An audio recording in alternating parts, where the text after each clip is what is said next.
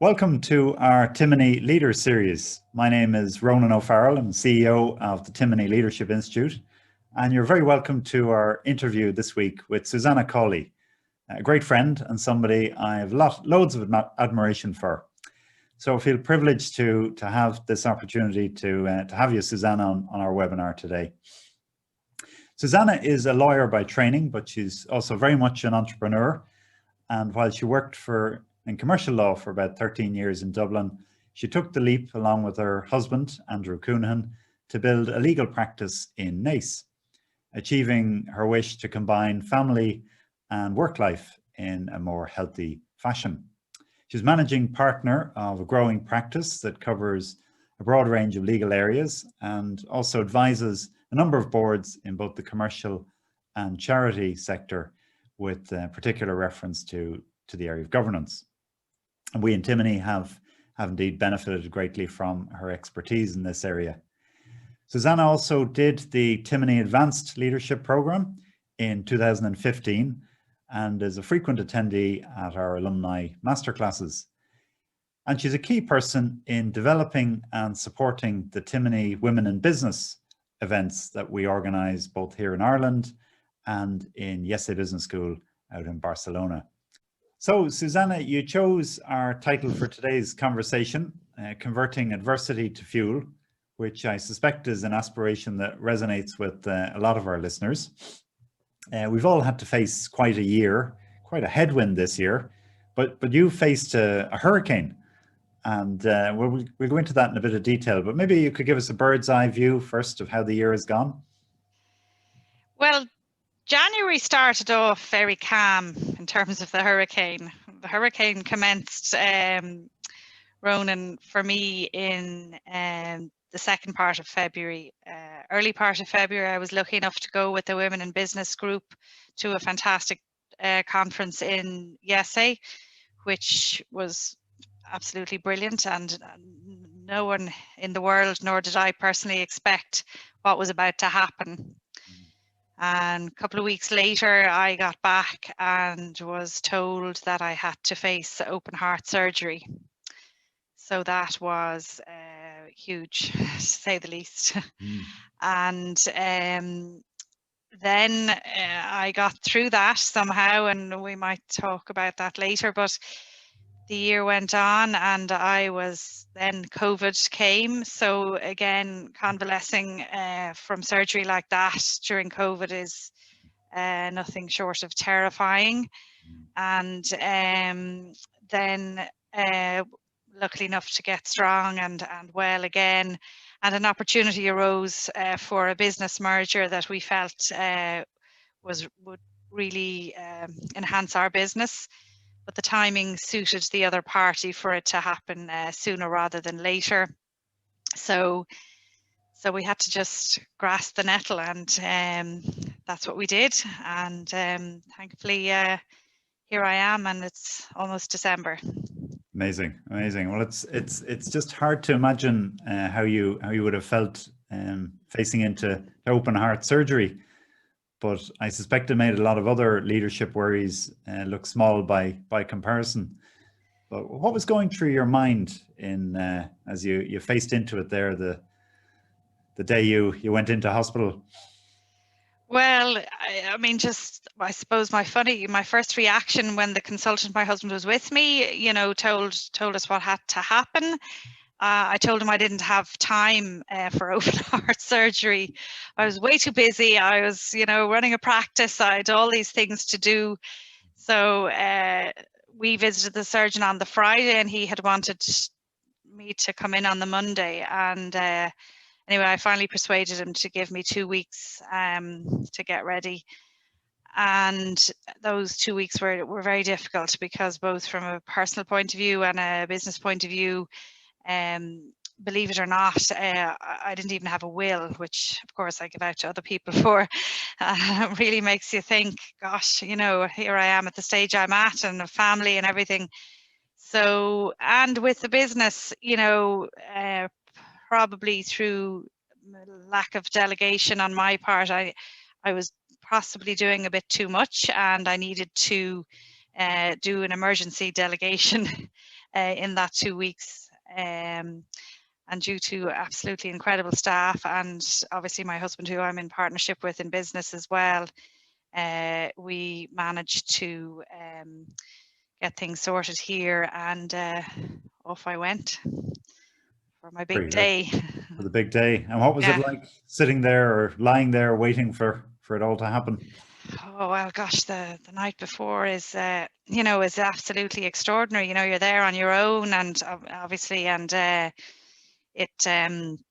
you draw, I suppose you draw strength that you don't realize that you have. I suppose I'm lucky enough. I have a faith, and I decided that it was sort of an each way bet. Have family gone before me, and I reckoned, you know, wouldn't mind seeing them, but equally I'd like to finish things out here. But you know, it was very serious surgery, so it really. But equally, you know, you're a lot stronger than you think you are when you have to face that. You have no choice. So yeah, luckily I woke up. You get the strength to face into these things when in the moment. Somehow you do, yeah. And you obviously negotiated hard as well with the man. So far, so good. Very good. Well, I mean, normally as in a leadership role, you're making the decisions of where you go and what you do. After a surgery like that, and you're on the flat of your back, pretty low point. How did you feel that? How did you experience that? Well, I think you have no idea. You know, luckily, I mean, I don't want to frighten anyone, and if anyone had to have it, you know, it's fine. It all works out. But I don't think you've any idea how low, you know, what they have to do in order to make those repairs. And the surgeon sort of nicely called them plumbing repairs, which sounds sort of pretty straightforward, but not that you know, straightforward. But you know, I was 2 days in ICU, and when they transferred me back to my own room, I was exhausted from the sort of trolley trip between floors.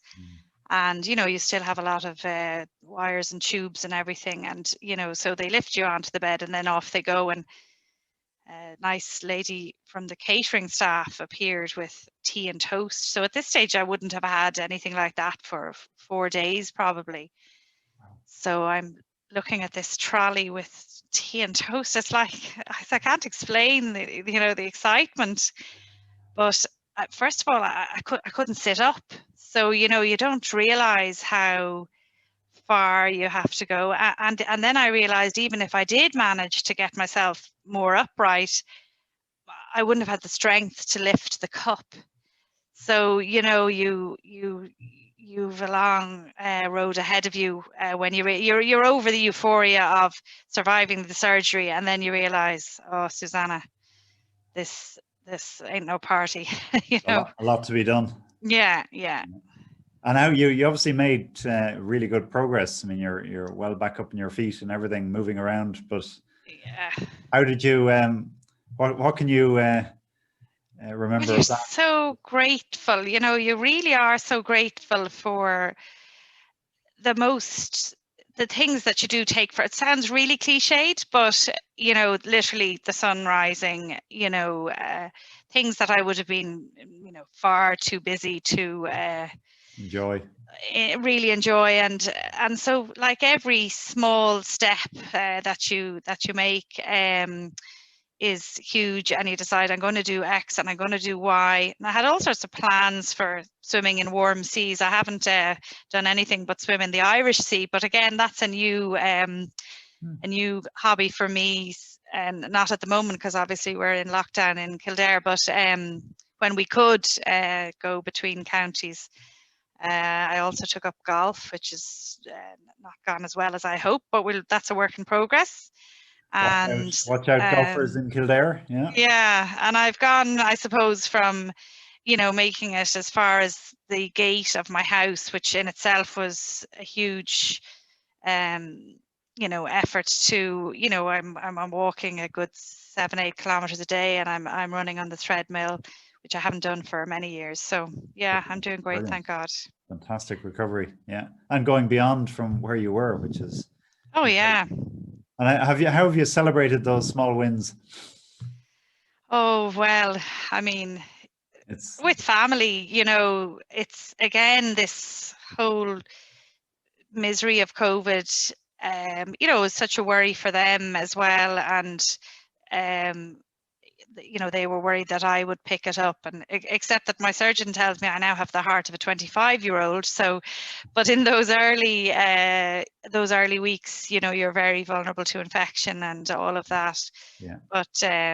But the family time and then getting back to work. I mean, I'm naturally interested in what I do, Mm-hmm. so I couldn't really resist checking Yeah. emails. And the minute I was getting stronger, the crew here in the office will tell you, bit by bit, I was sneaking in more calls and more calls because I was looking forward to coming back. So get back, but it did change your perspective on life and how you're working, your working week. How did that evolve? yeah, entirely. I mean, as you know, I did the ALP in 2015, was 2015. it? Yeah, and I read all the management plans about delegation and thought that's a great idea, and I must do that. But I really, really wasn't doing that, and I was paying lip service to it. But when you've no choice, we've brought about big changes here in terms of responsibilities and divisions of work and more clarity, and I think everyone has really risen to that. I've been incredibly lucky with the staff we have. They've all, in their own different ways, contributed to the changes. It was like once they were given the opportunity, albeit in this kind of unusual situation, I wonder why I didn't do it long ago. And so there are people now in roles with additional roles to their work doing extra things, not just legal matters, people taking on extra tasks.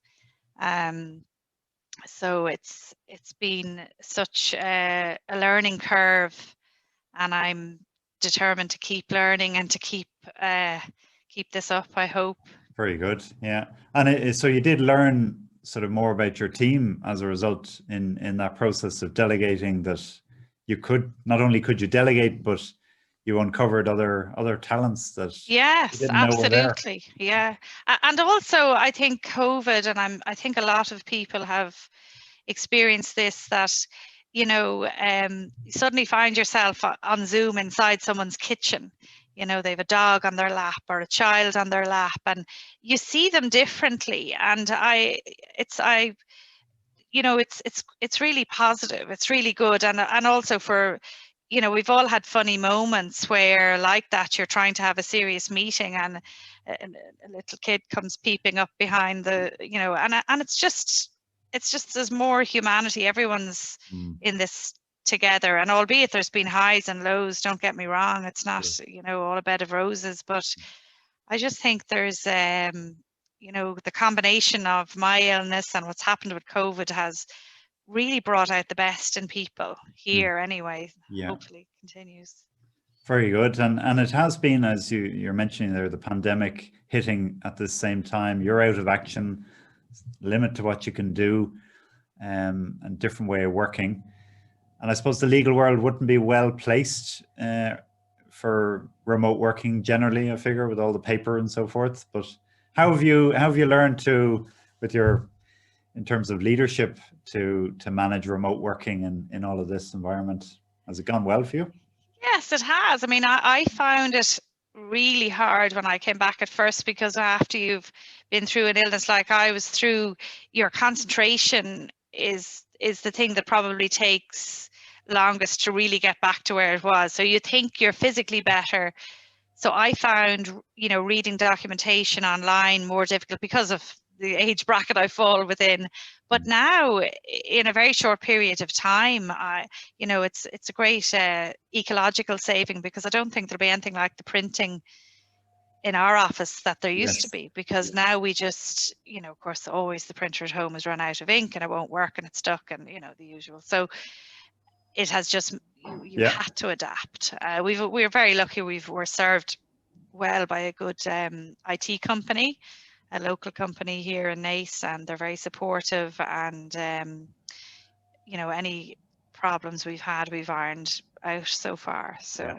Very good, very good. Yeah, and good. I mean, you mentioned there earlier about you if you'd realized before the value of delegating and applied it, you would have done it years ago. If you were starting out, back, if you wind back, you're 20 years in business this year, congratulations. But if you Yes, thank you.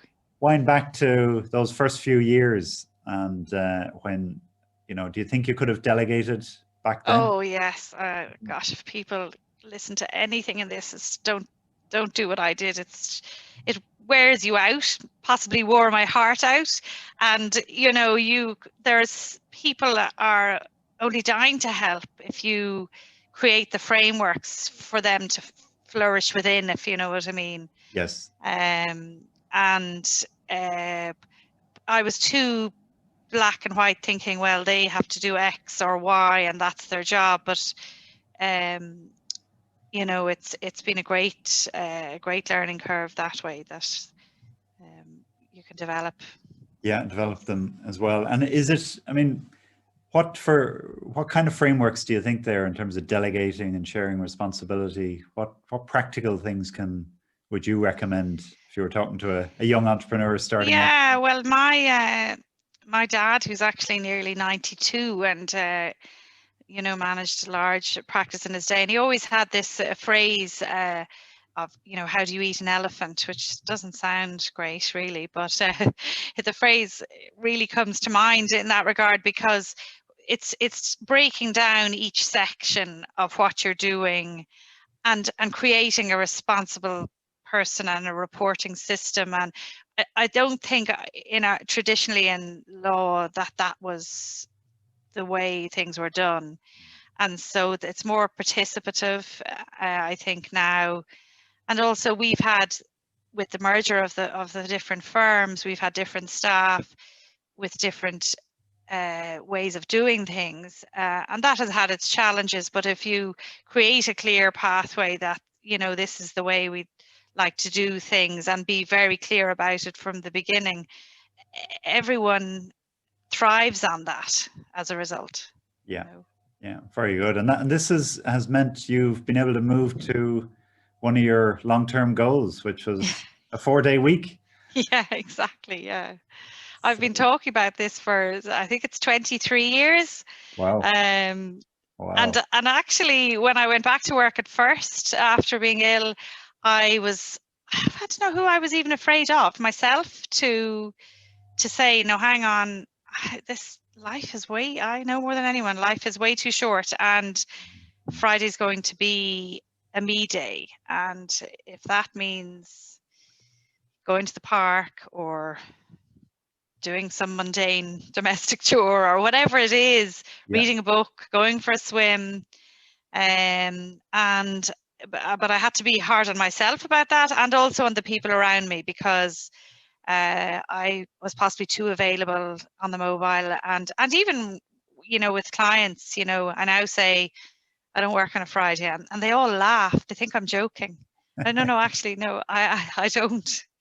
So that partly comes with age too, but you know, you have more confidence at a different stage of your career. But hopefully, you know, others can learn from that too. And I actually think the younger generation are more, you know, are better at that. But it did take a life-changing and life-threatening experience for me to. And I don't come in as early. I take some form of exercise now every morning because I have to, and it's healthy, and so yeah, it's great. You've got a better balance and harmony in it all. Yeah. And just to that point, like, does it take adversity and suffering for us to change like this? Is that the only way? Well, it shouldn't be really. So I it'd be a little bit disappointed with myself for having to hit such a wall to see a difference. But I suppose, even in having this chat, if anyone can learn from, everyone can, you know, look into what you're doing, and just make sure that if tomorrow was your last day on earth, if you lay like I did the night before thinking, well, if I actually make it to tomorrow night, Yeah.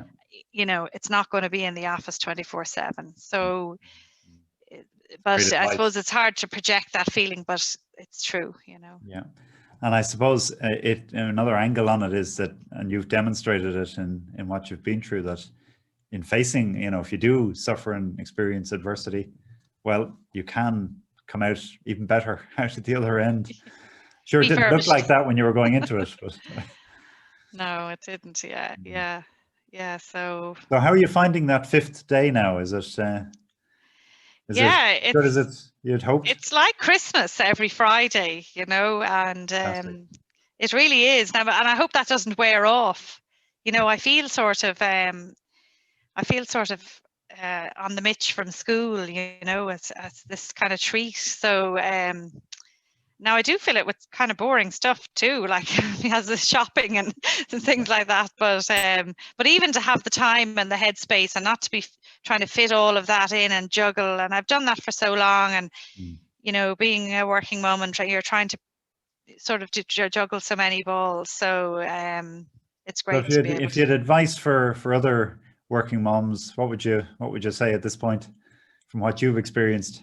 Yeah, well, first of all, you know, your family really has to come first, and it's great to be able to combine your working life with your family, and that's always been my goal. But I think I personally lost out a little bit by putting all of those other things first. So also, I see some young mums sometimes and their babies on their hips coming out of creches at 7:30 at night, and you know, I hope that the pandemic will change that people will be able to be more flexible and be just as good solicitors at home, and you know, and a bit of a combination of work-life balance. I hope so.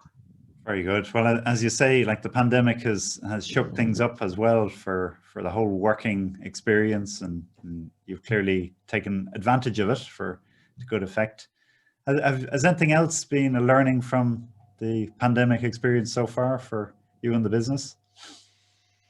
Well, as I say, probably the little bit more knowing staff more intimately, with, you know, it's you get much more positive feedback from people when you understand more what's going on in their lives.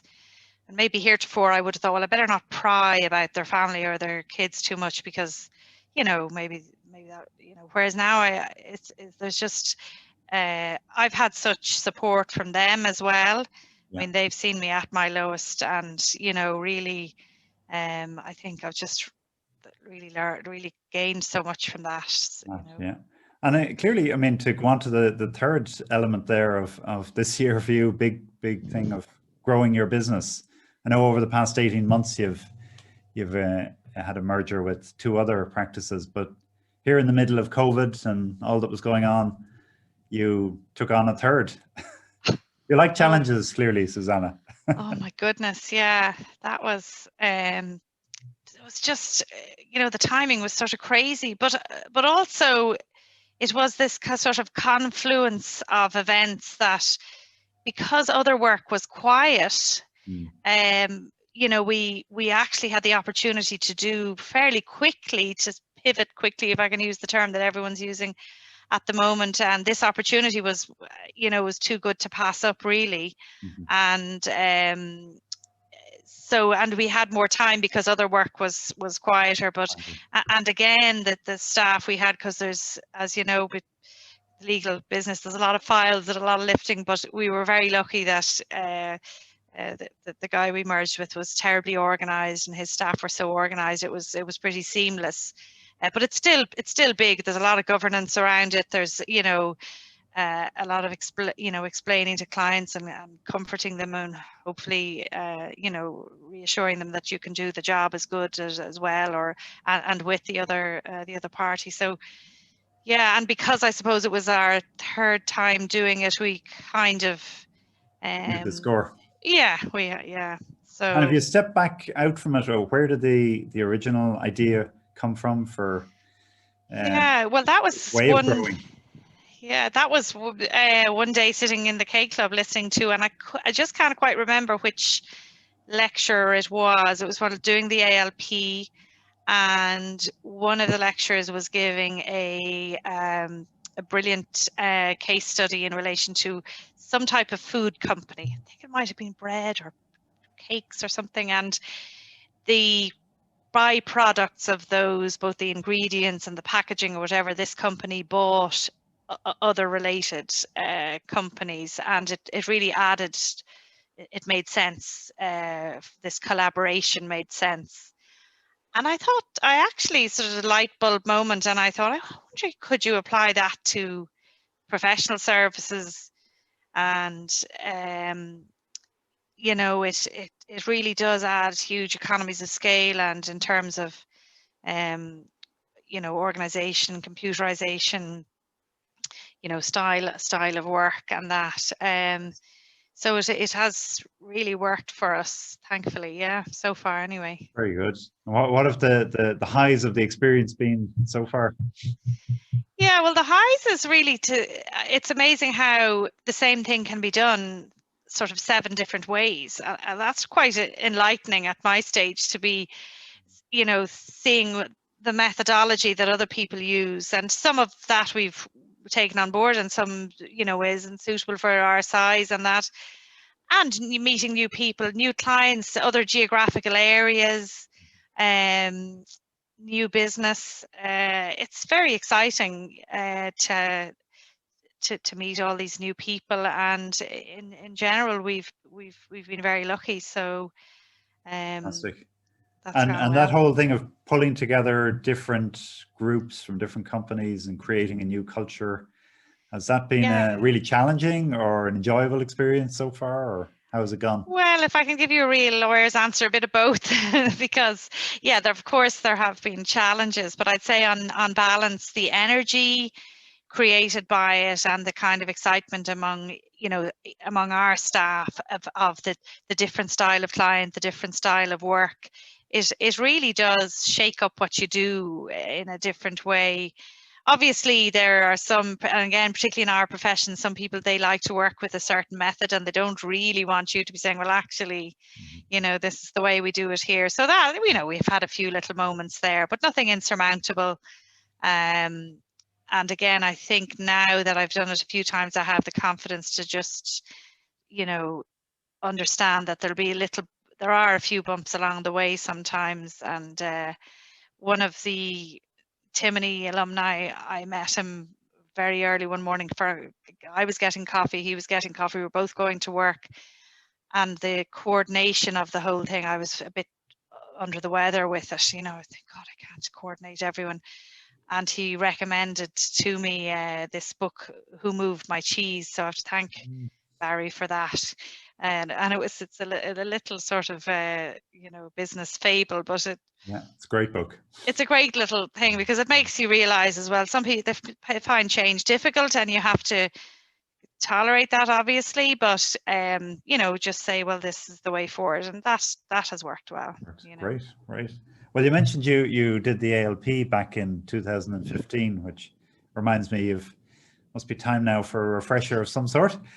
But besides growing the business in the way you have in this innovative approach, was there anything else in the experience on the program that helped you in your role as a leader? Yes, well, I didn't realize that I was a leader. That's the first thing. And so when the other alumni that suggested to me to do the course, you know, and he was saying, in your leadership role, and I was looking at it, what are you talking about, my leadership role? And he said, but you run your business. So I hadn't really thought of that. I just thought it was what you do.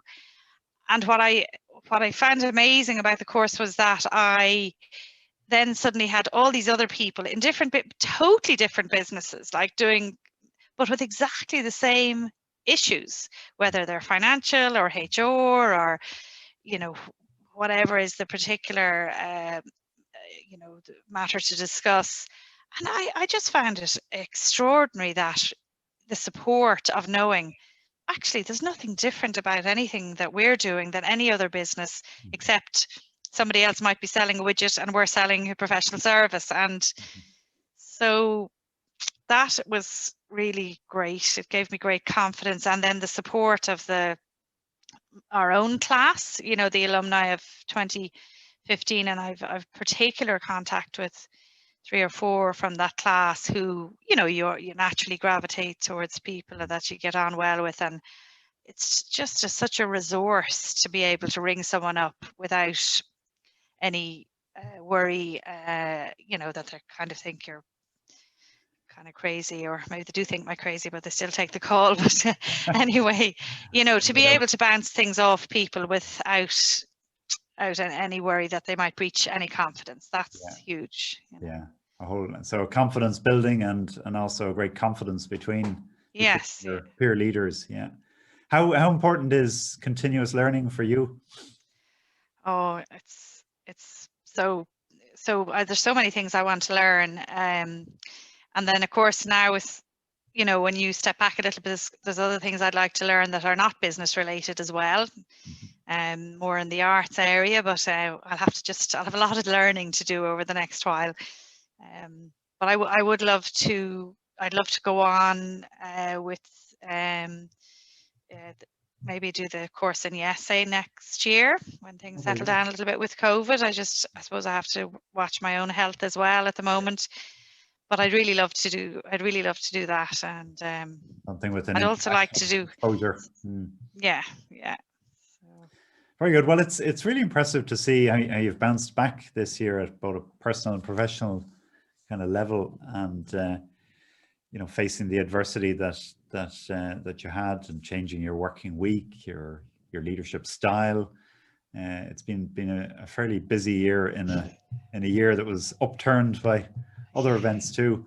But this isn't the first time you've faced adversity at a personal level. You had a very painful tragedy, I know, in your family, and I know it's quite personal, so it's okay. to nose in there. But I can imagine how hard it must have been to live through it and come out stronger as you have. But can you tell us a little bit about how you managed to rise above your own pain there? And so we had a horrible family tragedy in December 2008. My sister was murdered, and you know, it's just one of those things that you know, you see it on the news and you think, gosh, those poor people, and then suddenly you realize, you know, gosh, that's, you know, that's us. And you know, from day one, I've a wonderful family, and from day one we just, you know, bound together and decided we've got to, you know, overnight myself and my brother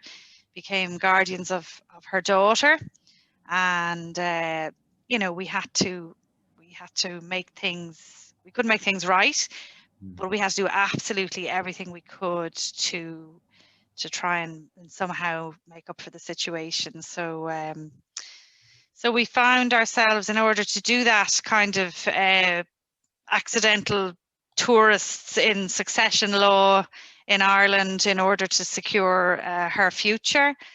And my brother and I had almost 3 years of legal cases trying to secure assets for her. And at the end of it all, we secured a lot for her, not everything, but a lot for her. But we made history, and I think Celine was my sister's name, and we made precedent law. She would be, well, first of all, she'd have expected us to do all of that, but secondly, I think she'd be pretty proud. So as a result of that, our case now is precedent in all common law countries in a certain style of a succession dispute to do with joint assets of a co-owner of a property. And without boring you with the detail of all of that, we are now hoping that we can make that legislatively enforceable in Ireland so that nobody would have to litigate the matter again. And we're getting there. We're not quite there yet, but we're getting there. So yeah, somehow we came out with a little bit of positivity in amongst all that difficulty. Yeah. Well, that's remarkable resilience and a great attitude there to respond to it in such a positive way, and beyond your own family. I mean, it's very very impressive. I'm sure we can all take a leaf from that book, from your book on it, and look forward to the book actually when you get to write it. Yeah, definitely a bestseller. Well, very good. Well, I'd like to thank you, Susanna, for joining us this afternoon and sharing your experiences so frankly and generously with us. Thanks, Ronan. Being great. This conversation, as with future webinars, will be shared as a podcast on our Timoney Leaders Series podcast channel, which you can find on Apple or Spotify or whatever podcast channel you can listen to your podcasts on. So if you like what you've been hearing and what we're doing, please do subscribe and share it with others, with other leaders that you think might benefit from it. And our next webinar will be in 2 weeks' time with Martin and Ryan Tierney to discuss the practical aspects of continuous improvement, an approach they've applied both in their existing business and in a new business they've started during COVID times as well. And many thanks then to Claire and Alison here in Timoney for preparing and producing the podcast. And thank you, Susanna, again for most insightful and enlightening time with us this afternoon. Take care and have a good evening.